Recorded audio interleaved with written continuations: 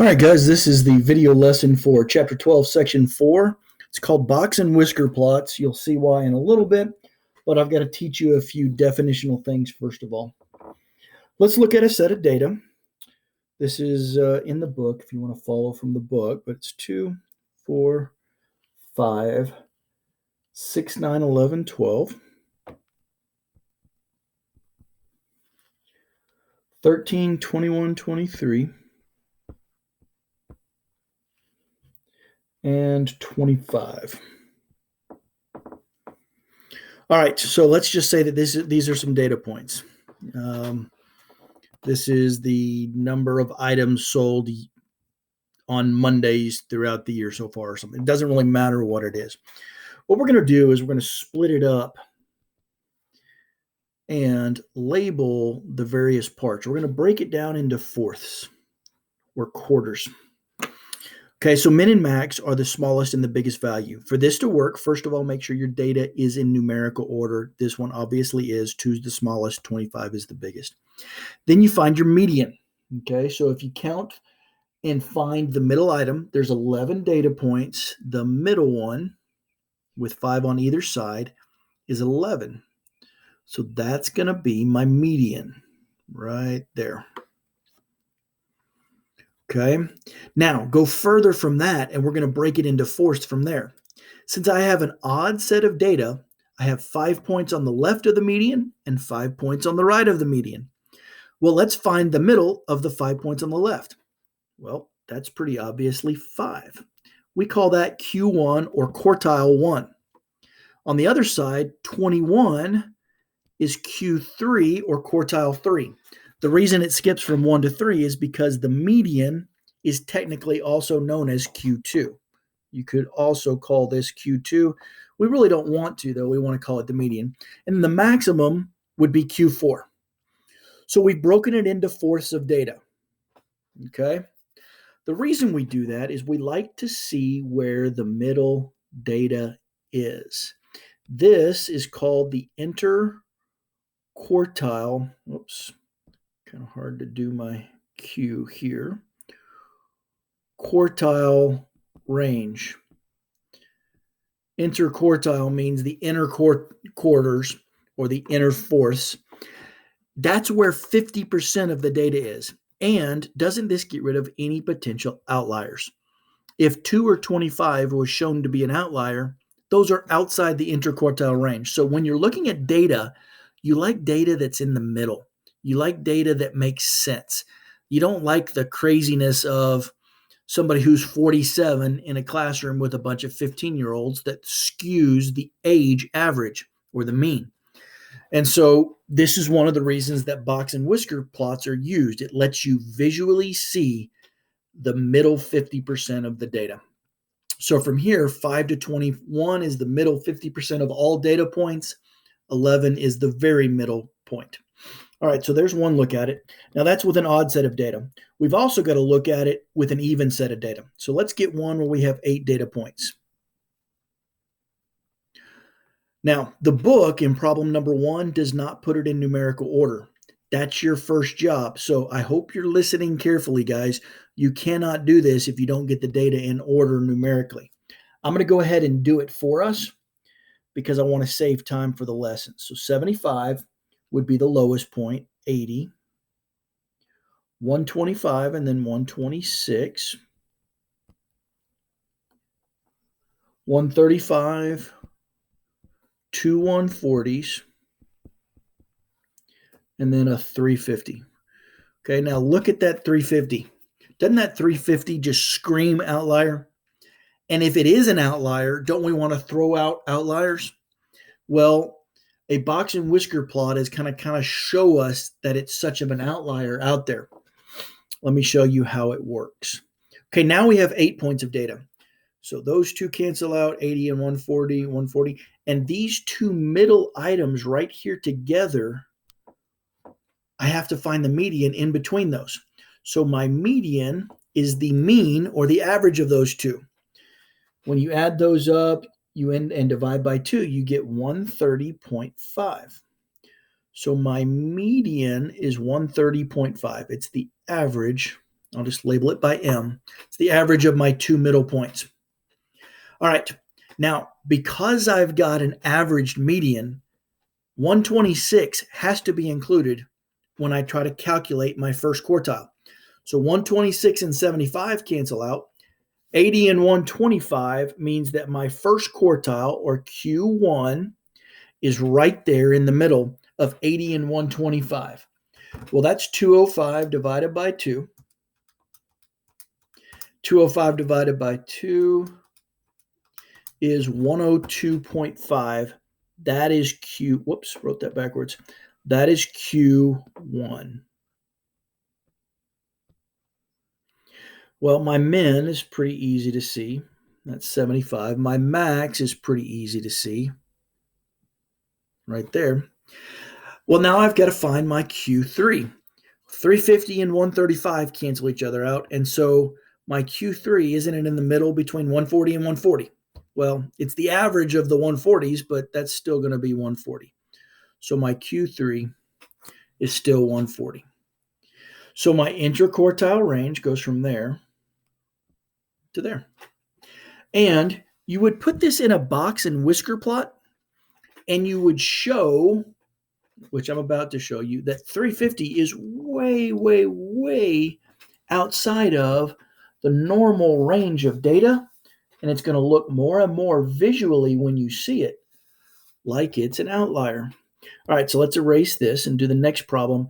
This next one, we're going to do a full box and whisker plot.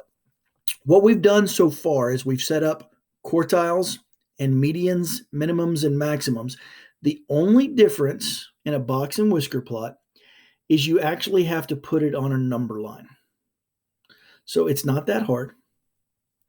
You just have to lay out your data like we've been doing, but then turn it into a real number line so you can see where the numbers of the data actually fall in relation to each other. All right, so here's the data we're going to use for it.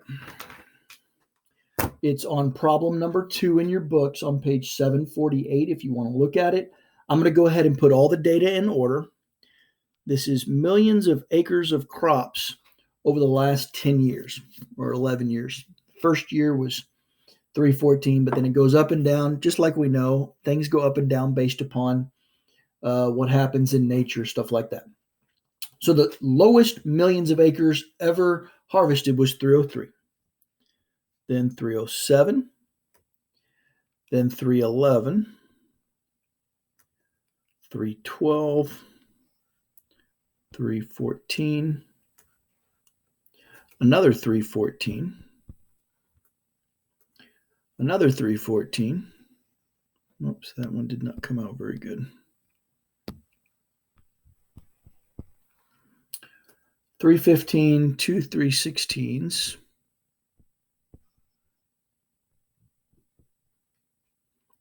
And then a 321 as the max. So let's go ahead and show ourselves min, max.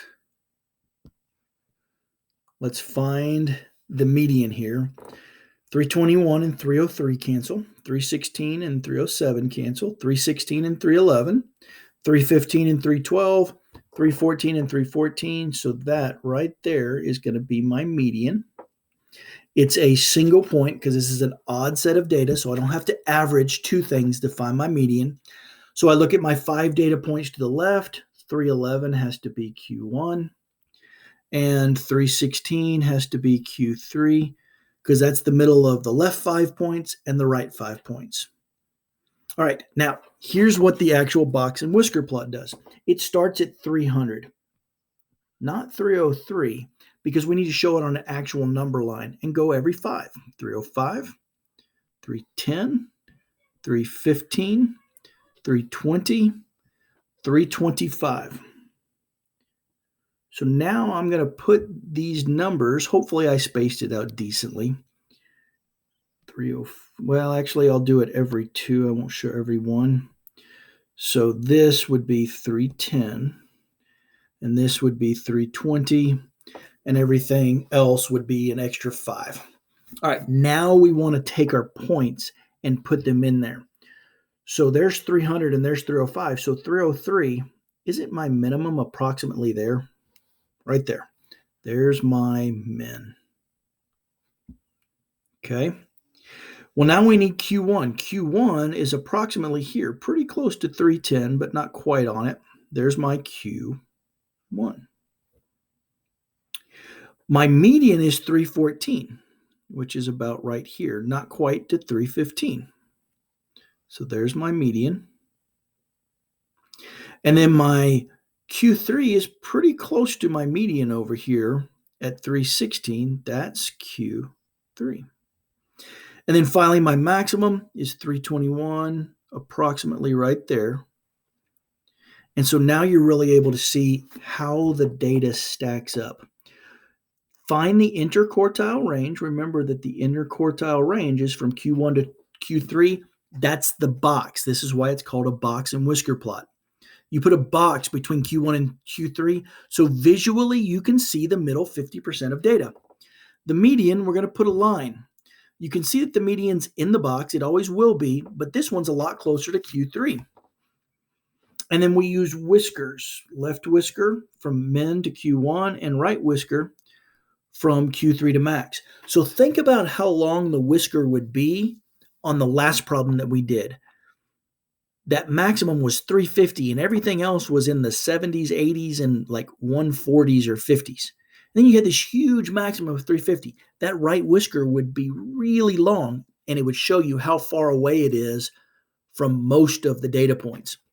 So this focuses our attention in on the middle 50% of data. How much time I've got left here? I've got about 3 minutes left. Got one more problem to show you on problem 4.